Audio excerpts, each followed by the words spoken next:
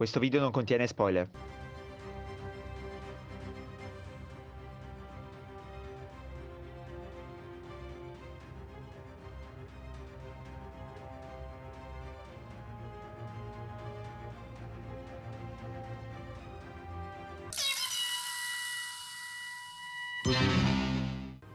Come abbiamo già accennato, la storia di Gundam ZZ parte esattamente da dove si era conclusa quella dello Z. L'Ayug ha vinto, o meglio, i Titans hanno perso dato che tutti i loro leader sono morti nello scontro finale. Tuttavia, anche l'Ayug ha subito un duro colpo. L'Argama è apparentemente l'unica nave superstite dell'Ayug, e dato che Camille è ancora in stato vegetativo in seguito allo scontro con Scirocco, Fa è l'unica pilota militare rimasta a disposizione di Bright. Ciò spinge il comandante a puntare sulla vicina colonia di Shangri-La, appartenente a Side 1, per ottenere rifornimenti, riparazioni e cure mediche per Camille. Il caso vuole che anche una nave dell'Axis, l'Endra, si stia dirigendo in quella stessa colonia. L'obiettivo del suo comandante è quello di corrompere la corrotta classe dirigente per avere accesso alla colonia e convincere i suoi cittadini di abbracciare gli ideali di libertà per gli spazionoidi rappresentati dal Neo Zeon. Il primo arco narrativo, composto da circa 8 episodi, vede quindi sullo sfondo delle schermaglie che avvengono all'interno della colonia tra i mezzi dell'Argama e quelli dell'Endra. Tuttavia, l'obiettivo principale di questo iniziale arco è quello di presentare allo spettatore gran parte del nuovo cast di personaggi, ossia ragazzini che, per un motivo o per l'altro, decideranno di salire sull'Argama e condividerne le sorti nel corso della serie.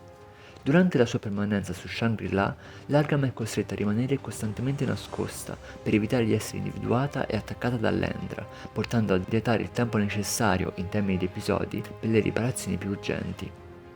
Alla fine l'Argama riesce ad abbandonare la colonia eludendo l'Endra e si dirige nello spazio per un rendezvous con la Vienne Rose, la stazione spaziale mobile sotto il controllo dell'Eyug, in grado di fornire la nave dell'equipaggiamento necessario.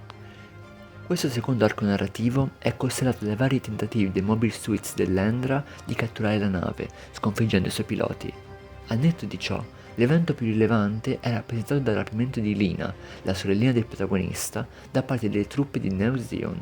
L'arco narrativo spaziale risulta quindi riassumibile in una serie di maldestri tentativi da parte di ambo le fazioni.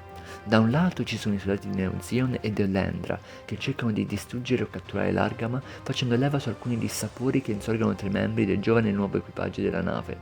Dall'altro invece c'è Judao, che escogita strani metodi per infiltrarsi a bordo delle corazzate di Neo Zeon o addirittura dell'Axis stesso per riuscire a salvare sua sorella Lina. L'Odissea dell'Argama nello spazio prosegue tra una ricerca di riparazioni e una schermaglia contro gli uomini di Neo Zeon e, sorvolando alcuni episodi puramente filler, si arriva a quasi metà serie, quando Aman Karn, leader militare di Neo Zeon, decide che è il momento di approfittare del palese indebolimento della Federazione Terrestre per sferrare un attacco diretto sulla Terra. Ciò costringe anche l'Argama a scendere sul pianeta azzurro per cercare di contrastare le mire di Aman. Durante l'arco narrativo terrestre, l'Argama collabora con ciò che resta di Karaba per arginare le incursioni di Neo Zeon. Aman Khan si mostra desiderosa di vendetta verso i terranoidi che quasi un decennio prima avevano esiliato la sua gente nella fascia degli asteroidi, un posto desolato lontano dalla sfera terrestre. Lei adesso vuole il pianeta Terra per sé e vuole costringere la Federazione Terrestre a capitolare attraverso una vera guerra del terrore. Tuttavia, se da un lato Man, con tutte le sue forze, cerca di incutere paura nella popolazione civile e di schiacciare i rimanenti sostenitori dell'Eyug, dall'altro comincia a preparare il terreno per il suo dominio, puntando a convincere la corrotta elite aristocratica terrestre ad appoggiare la restaurazione della famiglia Zabi. L'Alto Comando Federale appare debole e corrotto, incapace di reagire alle provocazioni di Aman e arriva addirittura all'invasione di una trattativa con la dittatrice per cercare di saziare le sue mire espansionistiche. Toccherà dunque all'Eyug e a Karaba continuare questa disperata resistenza, mentre i federali tergiversano e le persone muoiono. C'è da sottolineare che probabilmente la federazione non ha neanche la forza di opporsi ad Aman, considerando che deve anche fronteggiare una guerra civile in Africa, dove l'organizzazione chiamata Fronte di Liberazione Africano intende conquistare la propria indipendenza rovesciando il controllo federale europeo. Alla fine Aman Khan torna nello spazio. luogo dove si svolge l'arco conclusivo della serie e, ovviamente, il tipico scontro finale. Difatti, dopo altri episodi caratterizzati dagli scontri tra l'equipaggio dell'Argama e i soldati di Neo Zeon che tentano, ancora una volta, di abbatterla, la serie si avvia verso la battaglia finale alle porte di Axis, dove, in seguito a un inaspettato e sorprendente colpo di scena, si compirà il destino dei vari personaggi di questa lunga e altalenante storia. La trama di Gundam ZZ è unica nel suo genere, all'interno della timeline UC. Infatti, non vi è alcun accenno ad eventuali eventi paralleli nello scontro tra Eyug e Neo Zeon. La serie si concentra esclusivamente sugli avvenimenti che coinvolgono l'Argama e in particolare il protagonista, Judao Ashta. L'intento degli autori è palesemente quello di far medesimare lo spettatore con il ragazzo, tanto che il suo punto di vista è quello che viene maggiormente sottolineato nel corso della serie. Addirittura Judao interpreta la voce narrante che riassume gli avvenimenti precedenti all'inizio di ogni episodio, non mancando di dare un suo personale commento alla vicenda. 敵になるタイプの人間というのはしつっこいんだ。パイロット上がりの指揮官はデーンと座ってりゃいいものを半完成品のモビルスーツで出てくるんだから、とりあえずって感じでやっつけちゃう。 Ma chi è Judao? Judao è un giovane quattordicenne che diventerà il pilota dello ZZ. È un ragazzino allegro e spensierato che vive su Shangri-La con la sorella Linea. Svogliato riguardo allo studio, mostra una certa predisposizione con le tecniche di pilotaggio dei mobile pod, con cui recupera relitti spaziali che poi rivende ai robivecchi della colonia. La sua maturità lo porta spesso a cacciarsi nei guai, specie quando ciò si traduce in scontri con l'autorità di turno, spesso rappresentante del mondo degli adulti, verso il quale Judao nutre un profondo risentimento. Insieme a lui sull'Argama saliranno i suoi compagni di Shangri-La, ossia El Leviano, Mondo Agake, Lino Abav, Bicha Oleg e, come già accennato, sua sorella Lina. Elle è una giovane tosta e determinata, che non ha un vero ideale politico. Ciò che infatti l'ha spinta sull'Argama e che l'ha fatta diventare una pilota è lo spirito di amicizia che la lega ai suoi compagni e la porta a dare il massimo per difenderli. Lino invece ha una personalità molto remissiva e accomodante, ciò nonostante è probabilmente il membro più maturo del gruppo, nonché il primo a comprendere l'importanza della causa per cui stanno combattendo. Bicha e Mundo sono una coppia di personaggi arrivisti e opportunisti, che sono più interessati al loro tornaconto, spesso economico, che alle sorti dell'umanità decise dall'esito della guerra a cui partecipano. Questo cast di personaggi, così giovane e ingenuo, avrà dunque la possibilità di crescere durante gli avvenimenti della serie, e questo è un tratto peculiare di Gundam ZZ, che non si era visto nelle serie precedenti. Questa scelta di incentrare la trama sull'effetto che l'orrore della guerra provoca nella crescita di quelli che all'inizio erano semplici adolescenti allegri e spensierati, si ripercuote sul cast più militare della fazione Eyug. Gli unici personaggi militari introdotti dalla serie sono infatti Emary Owens e Ruluka. La prima ricopre l'incarico di vice capitano della stazione di rifornimento dell'Eyug, Vien Rose. La ragazza prenderà a cuore le sorti dell'Argama, complice la sua infatuazione per il comandante Bright, e durante la serie in più occasioni farà del suo meglio per prestare loro aiuto. Ru, invece, è una recluta dell'Eyug, fermamente convinta degli ideali che si celano dietro il movimento, ma all'apparenza è ancora molto immatura per la sua età, mettendosi spesso in vari momenti della serie allo stesso livello degli altri ragazzini dell'Argama. Passiamo quindi alla fazione di Neo Zeon, su cui si rende necessaria una piccola parentesi per Aman Karn, colei che tiene le fila del sedicente nuovo principato, vista l'ancora giovane età della principessa Mineva. La Man di questa serie mostra significative differenze con quella dello Z. Quella non è più semplicemente interessata alla restaurazione del principato e alla restituzione del Side Tree, cosa di fatti ottenuta nella serie Z tramite gli accordi con l'Eyug. Lei vuole impossessarsi della terra che attualmente viene sfruttata come se fosse l'oasi personale dell'elite terrestre corrotta e avida.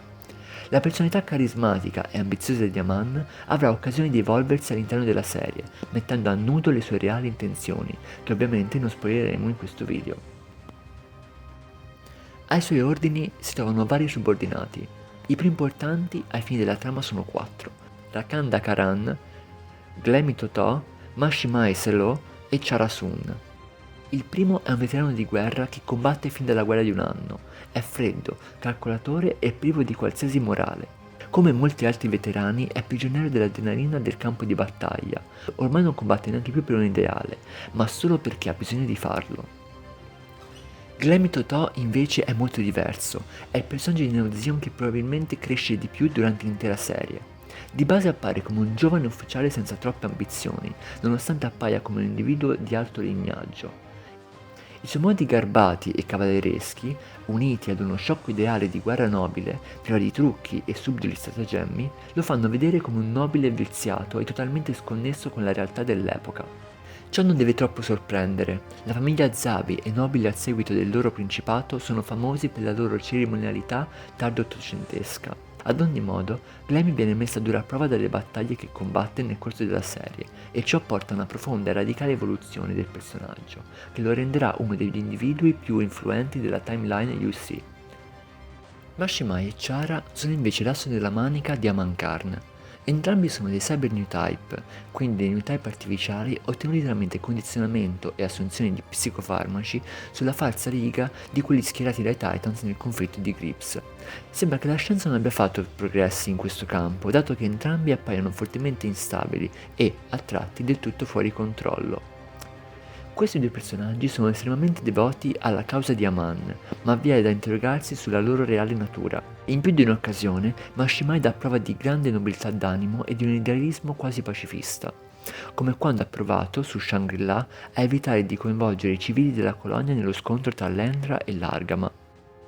Chara, a netto del suo doppiamento della personalità, mostra anche tratti di timidezza, innocenza e insicurezza. Questo porta a concludere che, in questa fase, i cyber new type non sono che umani psicologicamente influenzabili, che il trattamento trasforma in spietate macchine da guerra dotate di libero arbitrio limitato, un po' come per il caso di Formurasame. Ma la discutibile morale di Neo Zeon non si limita alla creazione dei cyber new type. Vediamo quindi a uno dei più giovani piloti mai apparsi alla guida di Mobile Suits nell'Universal Century, LP Puru. Questa bambina, piena di allegria e spensieratezza, ha avuto la sfortuna di mostrare segni di facoltà new type, finendo quindi nel laboratorio di sperimentazione dell'Axis. Qui lei è stata addestrata al combattimento, attraverso l'ormai famigerato sistema Psycho Mew, visto nell'Helmet e nel Cubely.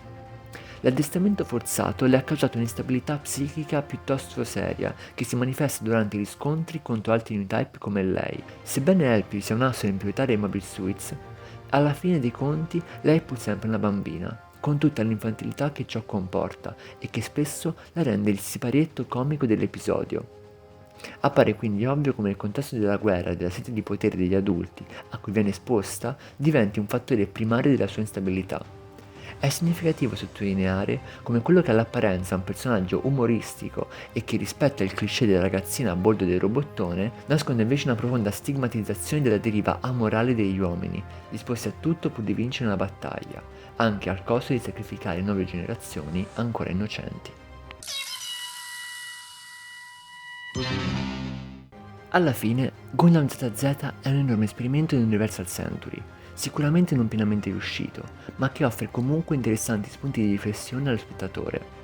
La macrofilosofia o la fantapolitica della serie precedente è stata messa in banchina e si è dato spazio alla voce delle vittime più bistrattate della serie di conflitti iniziati nell'anno spaziale 0079, ossia nuove generazioni. Con i personaggi di Judao, Lina e El Pipuru, gli autori hanno smascherato le guerre giuste dei grandi, dissacrandone gli ideali e sottolineandone le conseguenze.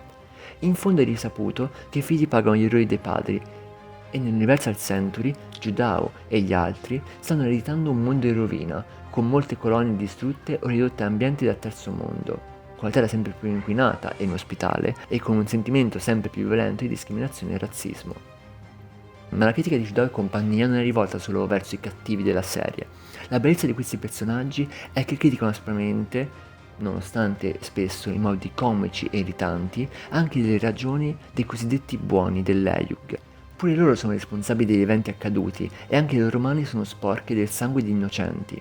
Tutte cose assolutamente vere e che ZZ sottolinea in modo crudo, specie nel finale della serie. Eravamo abituati a dividere la sfera terrestre in due fazioni, la Federazione e il Principato. Questa serie ne introduce una terza, le vittime che vorrebbero solamente la pace nello spazio e che tenteranno di combattere per averla. Un ultimo tema molto interessante è quello della trazione terrestre.